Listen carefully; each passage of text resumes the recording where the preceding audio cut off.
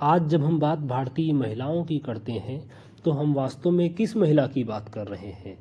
बाड़मेर में पानी ला ला कर अपने जीवन को पानी की मटकी कर देने वाली महिला की, या किसी छत्तीसगढ़ में ईंट के भट्ठे से ईंट की निकासी करते करते अपने को तपाने भुनाने के बाद पत्थर कर देने वाली महिला की, या कोई ऐसी भी महिला है जिसने अपने हाउसवाइफ का जामा पहनते पहनते अपने मनुष्य होने का जामा, अपनी निजता का जामा उतार दिया है।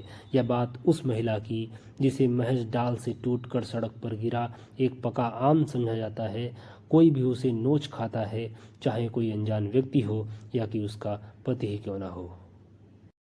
जब हम बात नारी विमर्श की करते हैं या कहते हैं कि नारी भी तो मनुष्य रूप में ही जन्म लेती है, मगर नारीत्व की हदें उसे गहने बताकर पहनाई जाती हैं, उसे कोई हथौड़ा उठाने नहीं दिया जाता, उसे मनुष्य नहीं समझा जाता, तब एक आवाज़ आती है कि नारी को अगर अभिव्यक्ति और स्वतंत्रता नहीं मिलती तो पुरुष को भी स्वतंत्रता के बदले क्या मिलता है कि वह जीवन भर अंधाधुंध पैसा कमाए, जीवन भर दौड़े और किसी परिवार को पाले। तब मैं कहता हूँ आपकी बात ठीक है, मगर एक चिट्ठी पहुँचाने वाले कबूतर और एक पिंजरे में बंद तोते में फ़र्क तो होता ही है, और वह फ़र्क है कि तोता उड़ नहीं सकता। वास्तव में दुनिया में कोई ऐसी चीज़ नहीं जिसे स्वतंत्रता के बदले ना छोड़ा जा सके। नारी की कमजोरी का आधार लिंग भेद नहीं है, बल्कि वह पितृसत्तात्मक सोच है जो उसे दोयम दर्जे का मनुष्य बना देती है। परिवारों में किसी गृहिणी का किरदार निभाते निभाते वह ये कभी ख्याल ही नहीं रखती कि वह एक मनुष्य भी है।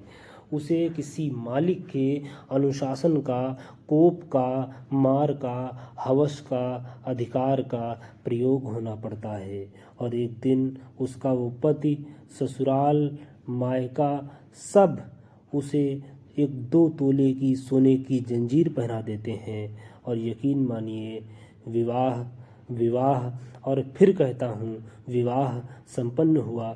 जय हो पितृसत्तात्मक समाज। जब कोई कहता है कि फ्रिज का खाना अच्छा नहीं रहता, माइक्रोवेव की ज़रूरत ही क्या है, वॉशिंग मशीन से कपड़े साफ नहीं होते, तो उसे सोचना चाहिए कि भारत के ही चावल अधिक खाने वाले प्रदेशों की साक्षरता, महिलाओं की साक्षरता और उनकी नौकरियों में सहभागिता अधिक क्यों है। तब मैं अस्वस्थ हो कहता हूँ कि संसाधनों की तपिश इन सोने की जंजीरों को भी पिघला देगी, और वह समय भी आएगा जब जूना भी पिघलेगा, बाड़मेर की मटकी भी, और कंगन, चैन, अंगूठी सब पिघल जाएंगे, और बचेगा एक मनुष्य जो आज़ाद होगा। और ये आज़ादी मेरी बहन को भी चाहिए।